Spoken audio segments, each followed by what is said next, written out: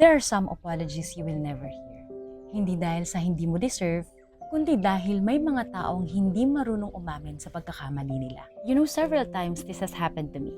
And for a long time, we wait. Hinihintay natin na ma-realize nila, na makonsensya sila, na sabihin nilang sorry. Pero ang totoo, healing doesn't start when they apologize. Healing starts when you accept na baka hindi na sila magsasabi ng sorry. Hindi lahat ng nanakit sa'yo emotionally mature. Hindi lahat kayang harapin ang ginawa nila. And masakit yon kasi inuulit-ulit mo sa sarili mo yung mga nangyari. Tinatanong mo sa sarili mo, may kulang ba or sobra? Pero pakinggan mo to. Hindi mo kasalanan na hindi sila marunong mag-sorry. Hindi sukatan ng kahalagahan mo ang katahimikan nila.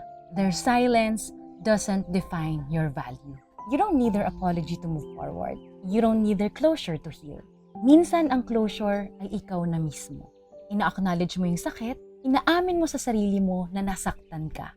Tapos pinipili mo ng mag-let go. Hindi para sa kanila, pero para sa sarili mo. May mga sorry na hindi na talaga darating. Pero karapat-dapat ka pa rin sa kapayapaan. Karapat-dapat ka pa rin sa paghilom, and you still deserve a peaceful and lighter life. And that is more powerful than any apology they could ever give. That's our daily reminder for today.